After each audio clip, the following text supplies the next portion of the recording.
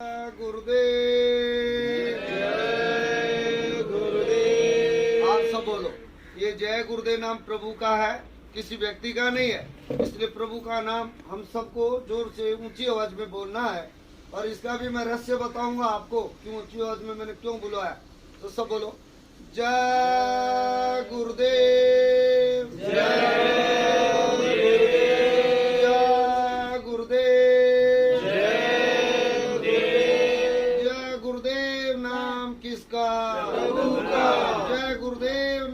किसका?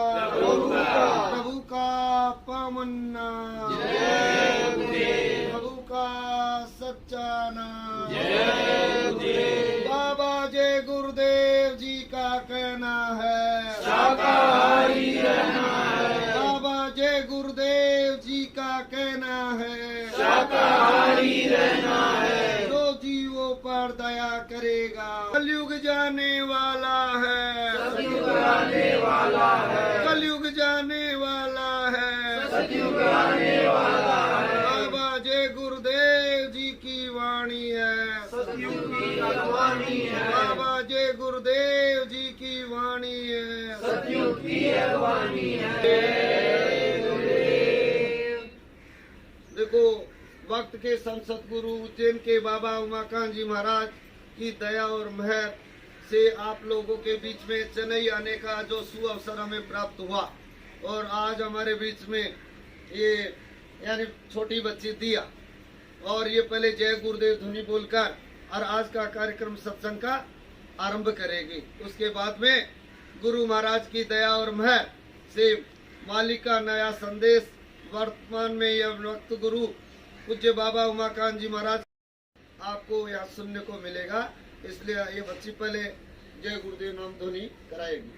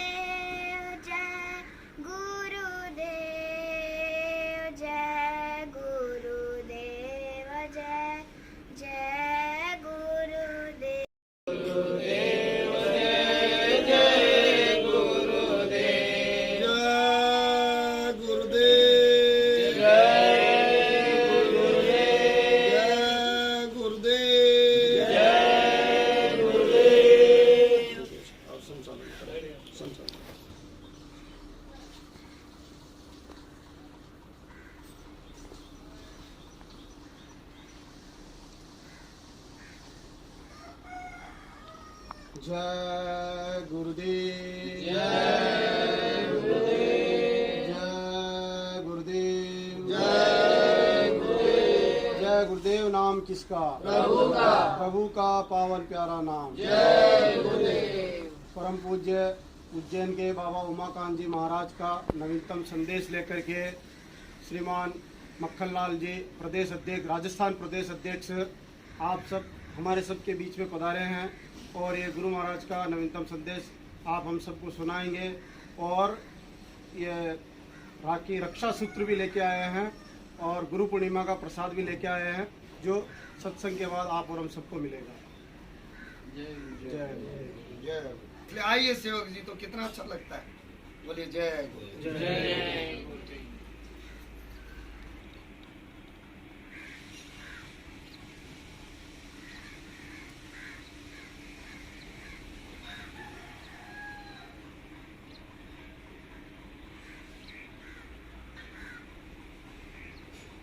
जय जय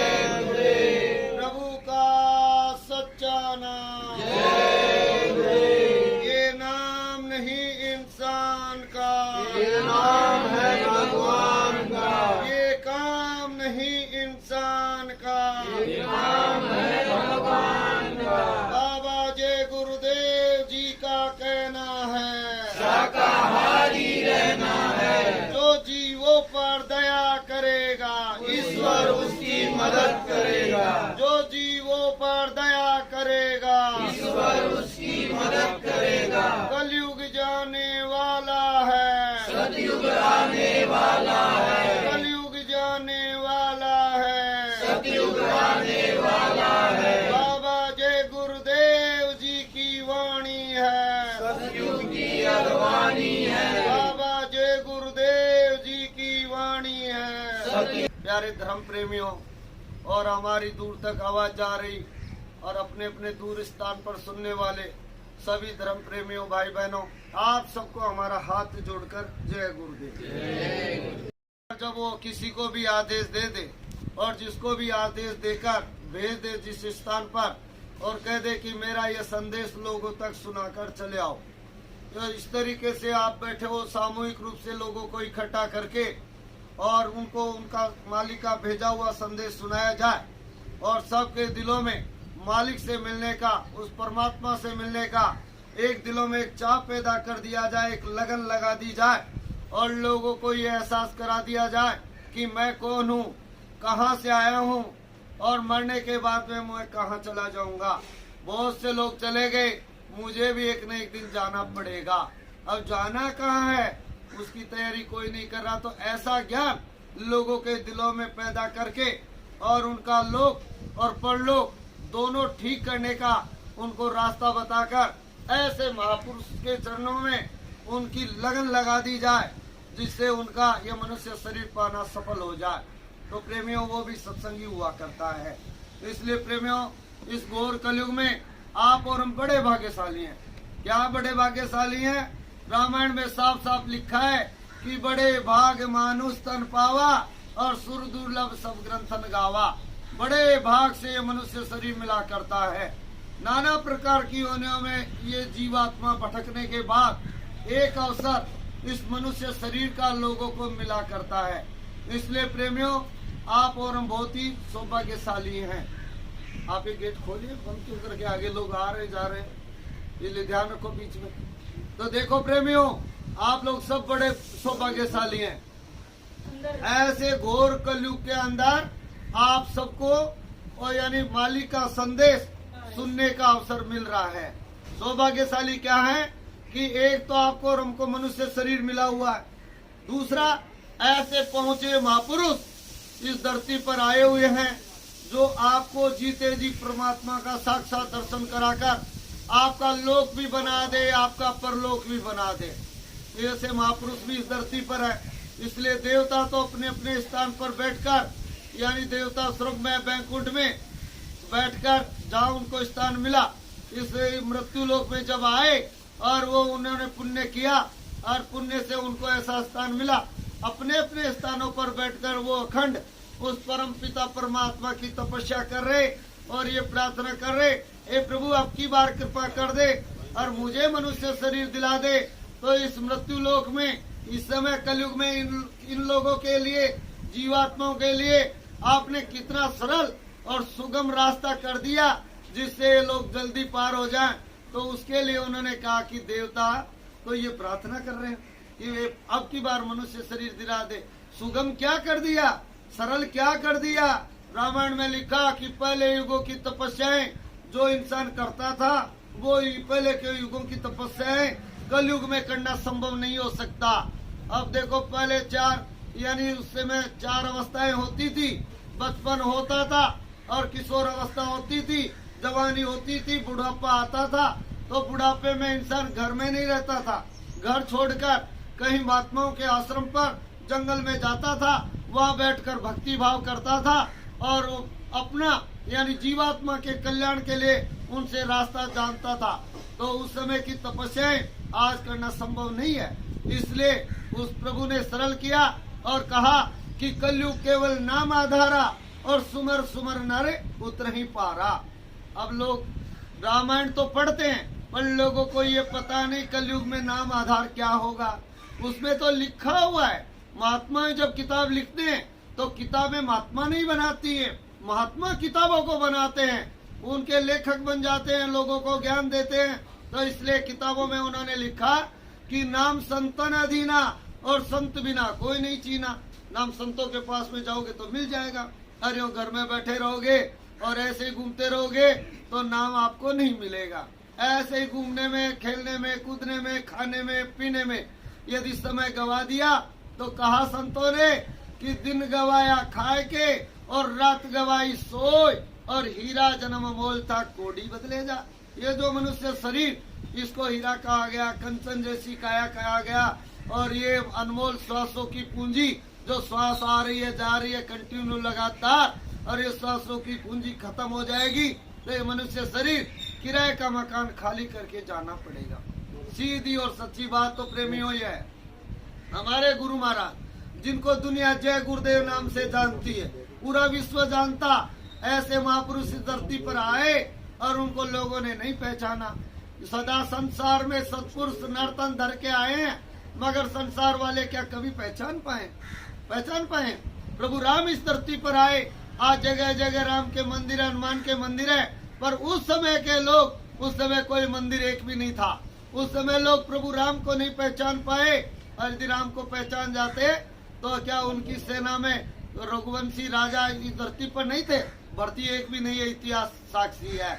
उन्होंने जंगल में गए, छोटे छोटे भालू बानर की फौज बनाई, भील जंगल में रहने वाले जंगली आदमी उनकी फौज बनाई, पर उनकी फौज में कोई भर्ती नहीं हुआ उनके अलावा। इसलिए प्रेमियों कौन पहचानता है? उनके माता पिता ही उनको नहीं पहचान पाए। कहाँ पहचान पाए उनके माता पिता? यदि पहचान गए होते तो यानी राम को वनवास का आदेश नहीं होता और वनवास के लिए ये वचन नहीं मांगती उनकी माता, इसलिए पहचान नहीं पाते। और देखो जो भी संत आए इस धरती पर उनको लोगों ने नहीं पहचाना और उनको यातनाएं दी और इस तरीके से इतिहास गवाह साक्षी है। आप पढ़ो इस इतिहास को, पर किसको फुर्सत है इतिहास पढ़ने की? इसलिए लोगों का जीवन ऐसे बीत रहा, खाया पिया और सोया, खर्राटे लिया, सवेरा हो गया और फिर दूसरा क्रम यही चला और सांसों की पूंजी प्रतिदिन कम होती जा रही। आप तो अपना अपना जन्मदिन मनाने में लगे हो, आज इतने साल के हो गए। कई लोग शादी की वर्षगांठ मनाने में लगे हुए कि आज 50वीं वर्षगांठ है, आज 91वीं वर्षगांठ है। तो देखो धीरे धीरे वर्षगांठ क्या, धीरे धीरे आप और हम मौत के नजदीक जा रहे हैं। इसको लोग भूल गए। मौत को और ईश्वर को जब भूल जाते हैं तो कुछ ज्ञान ही नहीं रहता।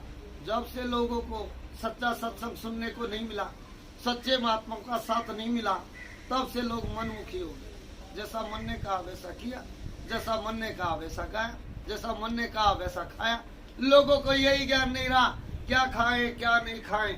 अभी आपके दक्षिण भारत का दौरा वक्त के संसद गुरु उज्जैन के बाबा उमाकांत जी महाराज के आदेश पर उनकी दया मेहर से हमें करने का मौका मिला। तो जगह जगह जहाँ जाओ भाषा अलग, और जहाँ जाओ भाषा अलग, एक दूसरा पहचान नहीं सकते भाषा। हम बोले वो नहीं पहचाने, वो बोले हम नहीं पहचाने, पर बॉडी लैंग्वेज यानी भाषा, शरीर के यानी इशारों की भाषा, चाहे कोई हो सब समझ जाता है।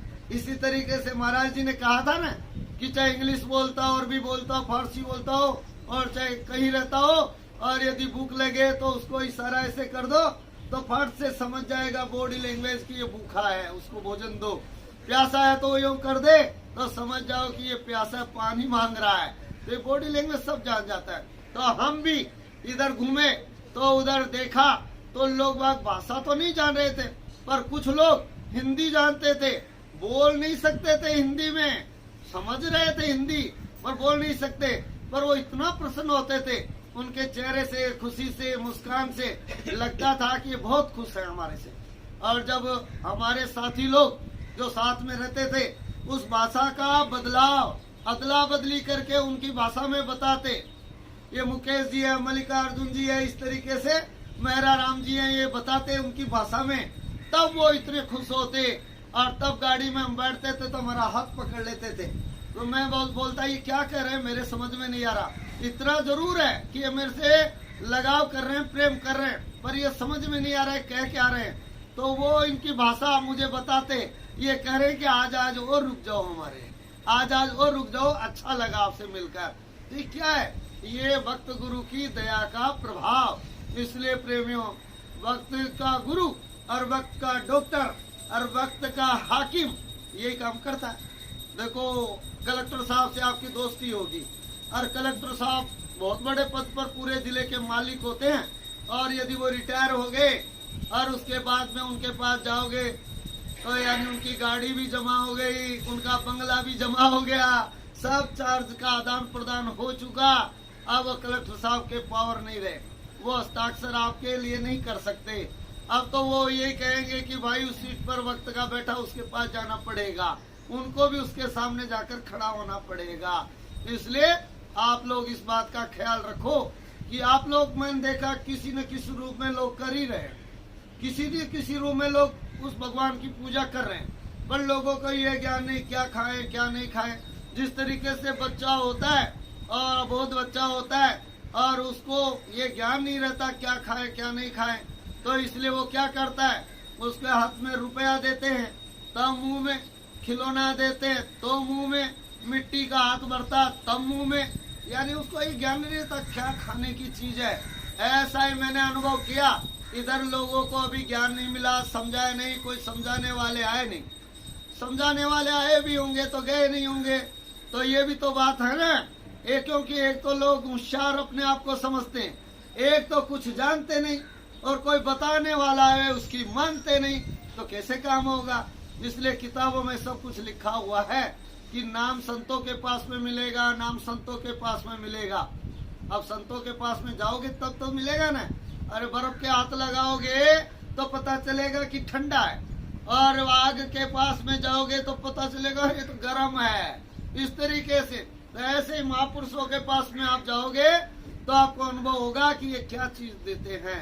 इसलिए प्रेमियों, मौत सबका पीछा कर रही है, किसी को छोड़ने वाली थोड़ी है मौत।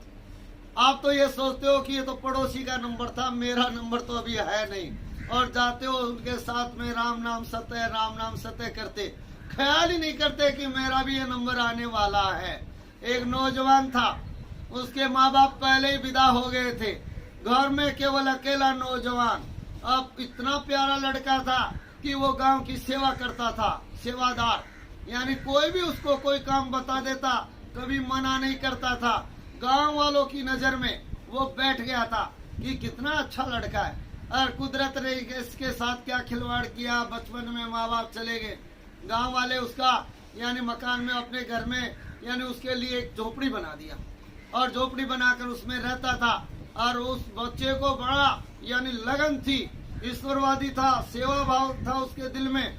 तो वो लगन क्या थी कि मैं पढ़ लिख कर कुछ बनूं और कुछ करूं, इसलिए पढ़ाई लिखाई जारी थी उसकी। और उसमें रहता, गांव वालों की सेवा करता और जो भोजन मिलता उसे अपना गुजारा करता। एक दिन क्या हुआ, जो जवान बड़ा हो गया।